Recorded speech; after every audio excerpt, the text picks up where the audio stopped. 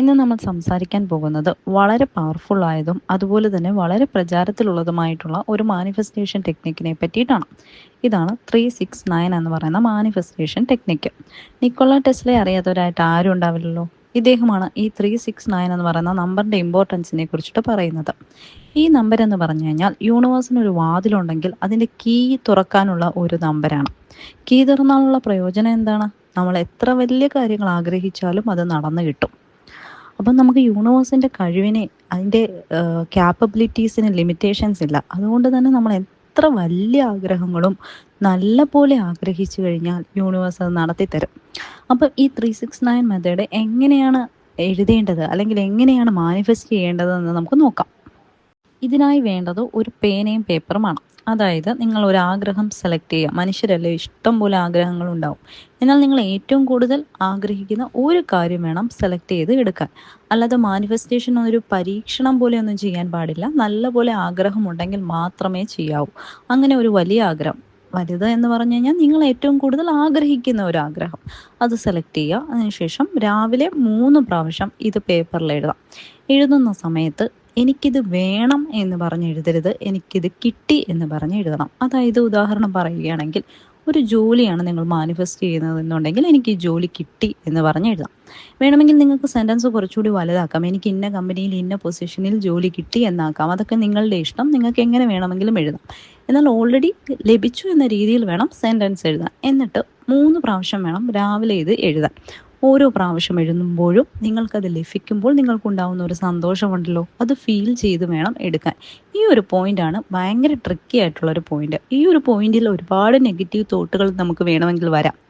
അതായത് നിങ്ങൾ വേണമെങ്കിൽ ചിന്തിക്കാം, ഇതെങ്ങനെ നടക്കാനാണ്, ഹൗ എന്ന് പറയുന്ന ഒരു തോട്ടൊക്കെ വരാം. പക്ഷേ ഈ ഹൗ എന്ന് പറയുന്ന ഒരു തോട്ട് നമുക്ക് ഒരുപാട് നെഗറ്റീവ് കാര്യങ്ങൾ ഇങ്ങനെ മനസ്സിലേക്ക് കൊണ്ടുവരും. ഇത് നടക്കാൻ സാധ്യതയില്ല, അങ്ങനെയൊക്കെ ചിന്തിക്കാം. ഇങ്ങനെയൊക്കെയുള്ള ചിന്തകൾ വരുമ്പോൾ നമ്മുടെ മാനിഫെസ്റ്റേഷൻ നടക്കാതെ പോകും. അപ്പം നമ്മൾ പൂർണ്ണമായും വിശ്വസിക്കണം, ഇന്ന കാര്യം നടന്നു എന്ന് പൂർണ്ണമായും വിശ്വസിക്കണം. നമ്മൾ യൂണിവേഴ്സിലേക്ക് ഇത് അയച്ചു കൊടുക്കുകയാണ്. അപ്പം നമ്മളെപ്പോഴും സംശയമില്ലാത്ത രീതിയിൽ വേണം ഇത് അയച്ചു കൊടുക്കാൻ. എങ്കിൽ മാത്രമേ അതൊരു സ്ട്രോങ് സിഗ്നലായിട്ട് അവിടെ എത്തത്തുള്ളൂ. അല്ലെങ്കിൽ അതൊരു വീക്ക് സിഗ്നലായി പോകും, അങ്ങോട്ട് എത്തത്തുമില്ല, നമ്മുടെ മാനിഫെസ്റ്റേഷൻ നടക്കത്തുമില്ല. അപ്പോൾ ഓരോ പ്രാവശ്യം എഴുതി കഴിയുമ്പോഴും നമ്മൾ വിശ്വസിക്കണം ഇത് നടന്നു എന്നത്. അപ്പം രാവിലെ 3 പ്രാവശ്യം എഴുതാം, ഉച്ചയ്ക്ക് 6 പ്രാവശ്യം എഴുതാം, വൈകുന്നേരം ഇത് 9 പ്രാവശ്യവും ആക്കാം. ഓരോ പ്രാവശ്യവും ഇങ്ങനെ ഒരു 21 പ്രാവശ്യം നമുക്കിത് എഴുതാം. 21 പ്രാവശ്യം ഇത് എഴുതി കഴിഞ്ഞ ശേഷം ഇതിനെ നമുക്കങ്ങ് മറന്നു കളയാം. അതായത് നമ്മൾ ഓൾറെഡി യൂണിവേഴ്സ് എന്ന് പറയുന്ന ഒരു വ്യക്തിക്ക് ഇത് നമ്മൾ അയച്ചു കൊടുത്തിരിക്കുന്നു.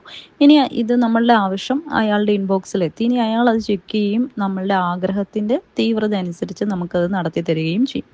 അപ്പോൾ പിന്നെ 21 ദിവസം കഴിഞ്ഞ് ഇതിനെക്കുറിച്ച് ആലോചിച്ച് വേവലാതിപ്പെടേണ്ട ആവശ്യമൊന്നുമില്ല. നിങ്ങൾ കറക്റ്റായിട്ടുള്ള ഫീലിങ്സിലാണ് അയച്ചിരിക്കുന്നതെന്നുണ്ടെങ്കിൽ തീർച്ചയായിട്ടും അത് നടന്നു കിട്ടും.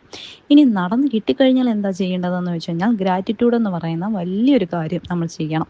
യൂണിവേഴ്സിന് ഗ്രാറ്റിറ്റ്യൂഡ് പറയാത്തൊരു വലിയ ഇഷ്ടമല്ല. അപ്പം നമ്മൾ ഒരു കാര്യം അദ്ദേഹം നടത്തി തന്നു കഴിഞ്ഞ് കഴിഞ്ഞാൽ നമ്മൾ എന്തായാലും ഗ്രാറ്റിറ്റ്യൂഡ് പറയണം. ഗ്രാറ്റിറ്റ്യൂഡ് പറയുകയാണെങ്കിൽ ആ പുള്ളിക്ക് അത് ഇഷ്ടപ്പെടുകയും വീണ്ടും വീണ്ടും നമുക്ക് നമ്മുടെ മാനിഫെസ്റ്റേഷൻ നടക്കാനുള്ള ഒരു അവസരം അയാൾ തരികയും ചെയ്യും. അത് നമുക്ക് വേണമെങ്കിൽ യൂണിവേഴ്സിനെ ഒരു വ്യക്തിയായിട്ടൊക്കെ കാണാം. കാരണം നമ്മൾ ദൈവങ്ങളെ വിശ്വസിക്കുന്നത് പോലെ തന്നെ നമുക്കൊരു വ്യക്തിയായിട്ട്, നമ്മളുടെ ഒരു ഫ്രണ്ടായിട്ട്, അല്ലെങ്കിൽ ഒരു വെൽവിഷറായിട്ടൊക്കെ കാണാം. നമ്മുടെ സന്തോഷങ്ങൾ, നമ്മുടെ ദുഃഖങ്ങൾ, നമ്മുടെ ആവശ്യങ്ങൾ, ഇതെല്ലാം നമുക്ക് ഇയാളോട് പറയാവുന്നതാണ്. അപ്പം ഗ്രാറ്റിറ്റ്യൂഡ് നന്നായി തന്നെ പ്രകടിപ്പിക്കണം. വേണമെങ്കിൽ ഇച്ചിരി ഒന്ന് പുകഴ്ത്തിയൊക്കെ പറയാം.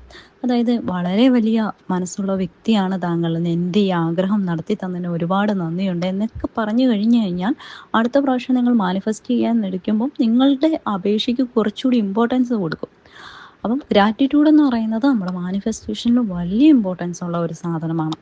അപ്പം ഇതാണ് 369 എന്ന് പറയുന്ന ടെക്നിക്ക്. അപ്പം ഇതിനകത്ത് ശ്രദ്ധിക്കേണ്ട കാര്യങ്ങളെന്ന് പറഞ്ഞാൽ, ഒന്ന് എന്ന് പറഞ്ഞത് നല്ല പോലെ ആഗ്രഹമുണ്ടായിരിക്കണം.